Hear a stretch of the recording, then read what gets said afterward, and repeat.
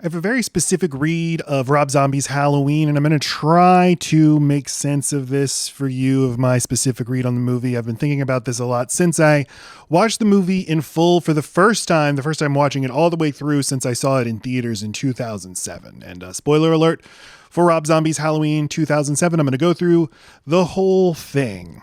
What is the best approach to a reboot or a remake? Is it devotion to recreating the original, or is it a bold attempt at reinvention, trying to make something truly different, something truly your own? I think in the case of this movie, of Rob Zombie's 2007 remake of Halloween, I think unfortunately he tries both. And that means that it's only half a success, this movie. Only half successful is my ultimate evaluation of the movie. But there's a lot to chew on with this movie, a lot of fascinating choices, a lot to admire, even though I think ultimately it's more fun to think about than to watch. But here is the specific read that I have of the movie, of the remake of Halloween. What if John Carpenter's 1978 Halloween movie, and to a lesser extent, Halloween 2, the Rick Rosenthal movie from 1981. Okay, what if those were not 30-year-old movies, but they were like much older? They were like 500-year-old plays by Shakespeare, or if they were like the Iliad or the Odyssey, like thousands of years old, like they were subject to just countless adaptations and reinterpretations over the generations.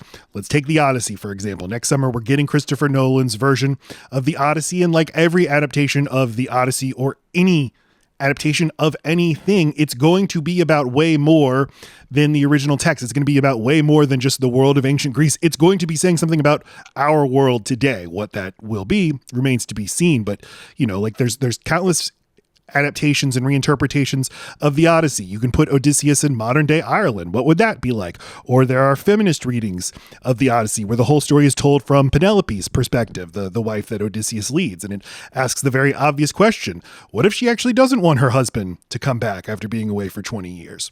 So what if, like, if John Carpenter's Halloween were always a part of our cultural memory, then Rob Zombie's movie is like an examination of the original text through a certain lens. Carpenter's idea with Halloween is the inexplicable evil that lurks, you know, behind American life, in the background, as the background hum radiation of American life. And Michael Myers, who in the original film is never called Michael Myers, and the name Michael, I believe, is only said 3 or 4 times in the whole movie, and always at the beginning of the movie. We are not supposed to think of him as a person. He is always called the Shape in the script, and in the closing credits, never called Michael or Michael Myers. And just so I can stop some people who's like, well, actually alarms are going off, I'm talking about the theatrical cut of 1978 Halloween. I'm not talking about the, you know, extended TV version where they shot additional footage. I don't care about any of that. I'm talking about the actual movie from 1978. The original movie wants to treat him as a force,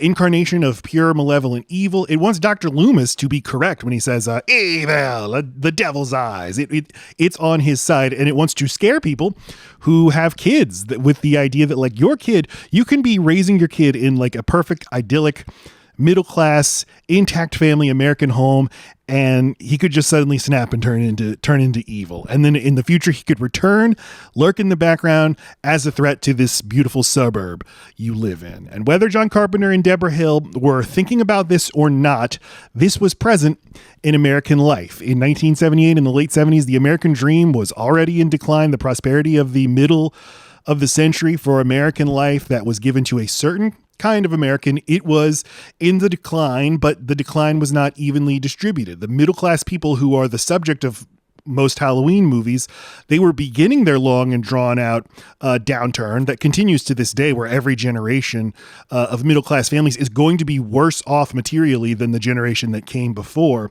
But again, the decline was not evenly distributed. And in Haddonfield, Illinois, which is like the incarnation of this sort of middle-class utopia, nobody's noticing. Nobody notices the decline. These are the middle-class Americans whose lives will be transformed over the next few decades, but they won't be able to put words to what is happening to them, but they feel it. And that is the point. That is that American life built on plunder and exploitation. The bill is going to come due. Like in the late 70s, the Vietnam War was over, and so the frontier was coming home. And John Carpenter and his cinematographer Dean Cundy, they make you feel that the bill is coming due. They make you feel the lurking presence of the bill coming due everywhere in the movie. in the form of Michael Myers or in the form of the Shape, because we're not meant to think of him as human. And by using first person camera perspective, John Carpenter and Deborah Hill and Dean Cundy, they're indicting us, the viewers, for being complicit in all of this, for being bystanders, for letting it happen, watching it happening and not intervening. And so, okay, Rob Zombie sees all of this and he says, but why? Why does a kid suddenly turn evil? And the answer is he doesn't, of course. He grows. He grows that way through a combination of nature and nurture. And he makes us, the audience, spend a lot of time in the world of young Michael Myers and his really fucked up family so that we can really understand how something like this can come to be.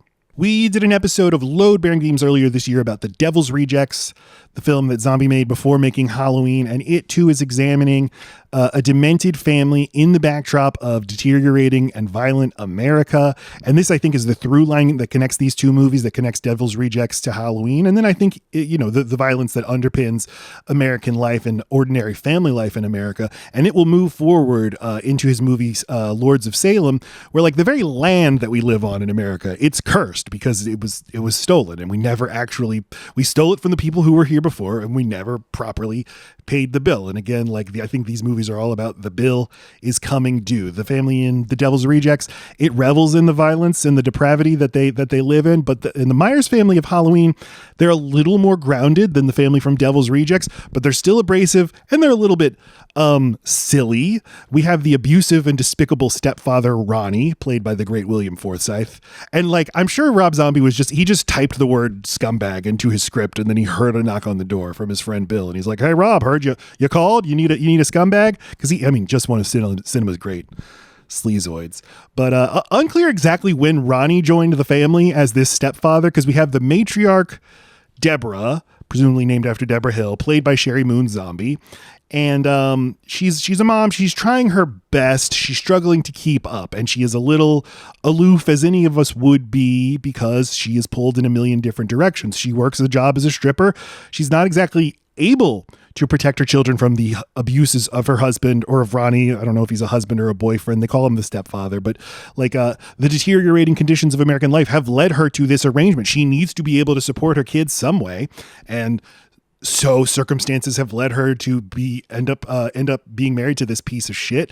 And we see, though, in her interactions with him, that she's actually a pretty good match for his verbal abuses and tirades. She gives it back pretty well. They're constantly yelling back and forth, and you get the sense not that she thinks all of this is okay, but that she can handle it, and she's not taking it so hard. She's better equipped to handle this than as we'll see, her sensitive son, Michael. But these characters are always screaming at each other and screaming really despicable things at each other. And the disturbing thing is supposed to be how normal it all seems. And then we meet the teenage daughter, Judith, and she is overly sexualized by her stepfather. He immediately comments on how nice of a dumper. He says that word, she's got a nice dumper on her.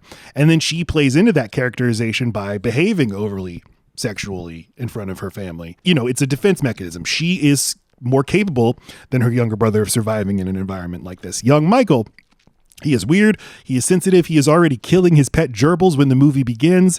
And this young man, young Michael Myers, played by the actor Daeg Faerch, sorry for the pronunciation, Daeg Faerch. This kid, look, this is an impressive performance, but this kid looks creepy as hell. He is unsettling to look at. So it's just a great, great bit of casting too, because this is key. You, the audience member, let me not universalize this. Me, Matt, watching the movie, I want to beat this kid up. I just look at him like, oh, you little twerp. And that's the point. He seems like he's asking for it, but it's not his fault. It's not his fault. It's just the way he appears. Because of the way he appears, people will treat him a certain way, and then he responds to that treatment by acting a certain way, which compounds the problem, compounds the abuse people give to him. Again, that doesn't mean he deserves it. None of this is his fault. Of course, I'm saying this is how it happens. And then he probably also has an unspecified mental condition or a neurodivergence of some sort that the movie doesn't examine. But all of this is Rob Zombie looking at John Carpenter's Halloween and thinking, okay, how does all of this happen? We all do that with the movies we love. We look at with our own perspectives, which are shaped by our own history and personalities and experiences. When Lacey and I did our episode of Load Bearing Beams about the original Halloween 2 years ago, we couldn't stop talking about this, that Michael Myers, to us, is a nonverbal person with autism. I'm not saying that's literally what he is in the movie. I'm saying that when we see the movie, that's what we see. And it's because we have so many people in our lives with autism, including a nonverbal son. So this is what we see. This is our fear that when our son, is a teenager, and maybe if he's big, that people will react to him in a certain way. They will not understand him. This is the fear that we live with in the world. And it's also what we see whenever we see these nonverbal slasher killers. We did episodes about Friday the 13th Part 2, Texas Chainsaw Massacre 2, and it's what we thought about Jason and Leatherface 2, that they can be read as adults on the autism spectrum who society is failing because society is not giving them the support that they need and that they deserve. But, that's why I love the idea that Zombie thought of Carpenter's Halloween is a much older text, looking for things in it that interest him to explore and see how what they say about American life and maybe how they helped shape American life. If I made a movie out of the Michael Myers story, I would probably center it on Michael Myers' mother, who in this movie, Sherry Moon Zombie plays her. She's a much bigger character, obviously, than she is in the original. She's a big character through almost half of the movie, but I would maybe center it on her fear that the world doesn't understand her son, that her son is dangerous, but she is trying to protect him. Or honestly, Dr. Loomis, maybe, instead of making him try to think Michael is pure evil, trying to keep the world from seeing him as pure evil, knowing he is dangerous, but trying to protect him. I think that is an interesting swerve away from the raw materials that are there in the Carpenter story. But Michael, as a child, his life outside of his house is also hell because he is abused at school. And then he is getting beaten up in the bathrooms by some bullies, and a principal or school official intervenes and says are you okay, son? And Michael yells at him, fuck you, because he's a kid, and his sense of not morality, his ability to discern who is on his side and who's not is not developed because of his experience. And this will stay with him as he grows, when he grows into the adult Michael Myers, who in this movie is a more complex killer than in the John Carpenter original. So he has more of a methodology to who he is killing. There is a why to it, but I think that Zombie does a good job. It's smart of him not to make it so that he's moral, so that he's only killing people who quote unquote deserve it, because nobody deserves it. He is not he's not operating based on a morality, but he is operating based on his own methodology that was frozen when he was an underdeveloped kid. With the world treating him so poorly, of course he wants to hide behind his mask and stay quiet. He wants to not be noticed. It's the only way he can protect himself. He doesn't know what to do with his face or what to say to people to keep them from abusing him. So all he can do is hide. And the purest relationship he has is with his baby sister, who will become Laurie Strode. Because she's a baby, she cannot hurt him and she cannot misunderstand him. I love that even the stepfather is abusing the baby. Stupid baby, it's worthless. All it does is cry. Everything with the stepfather is abrasive and off-putting. It's supposed to be, but I definitely understand because there's some really excessive use of homophobic slurs that were definitely present in American life in 2007. I was there, but absolutely it is very off-putting, and I understand if you do not want to watch any of this, but I actually think this is the most successful portion of the movie, and I admire Zombie for making us linger in this life for a long time. The prologue to John Carpenter's movie, Halloween, it's over in 4 minutes, but here we stay for almost half of the movie, or maybe a third of the movie. But I think that the movie starts to suffer once it jumps to the present, because then it starts following the beats of the John Carpenter movie. It's making a lot of changes, it's stepping off the path in a lot of places, and every time it does, it's interesting, but it's not doing it enough, or it's not taking big enough leaps to make them stand on their own. And then whenever the music from the original movie plays, or whenever iconography from the original movie comes in, like Michael's mask, or the hedges or the streets, it just doesn't feel right. But the whole reason for the movie existing is that, well, one, it can be sold on the Halloween intellectual property, but two, it's Rob Zombie processing Halloween as iconography. So it is necessary, but these are the parts of the movie that I don't think work. even though they're kind of interesting. But taking the plot beats from the relationships from the original movie, like Laurie with her friends, Annie and Linda, updating them for 2007 when America is a more just like, it's a less subtle place. Like we're fighting two pointless wars. The financial collapse is coming. We can feel it. We can feel it coming, even if we don't know, just like how people knew in 1978 that the decline is coming. Like these girls are constantly calling each other slut, but they do it out of love. Like I understand why all of this is happening, but I think it's a miscalculation. I think that it should have stayed with Michael's perspective. It means that the two halves of the movie don't cohere, because the entire movie should be told from Michael's perspective. It should make us feel what Michael feels, understand what he understands, and what he's trying to do. Or it should be like the original and have none of these characters, including us, the audience, know what the deal is with Michael. And I think it's a big miscalculation not to have Laurie herself learn that she is Michael's sister and that that's why he is targeting her. And weirdly, in Halloween 2, they don't have Jamie Lee Curtis learn that either, which is strange. I mean, it's almost an afterthought in that movie, and John Carpenter said as much. He said he was just out of ideas. So I don't know, they're brother and sister. But the reason you would want to have a twist like that is to see Jamie Lee Curtis react to it. And does this change her understanding of her experience? Instead, all of this happens off screen. It's other people talking about how they learn that she is related to him.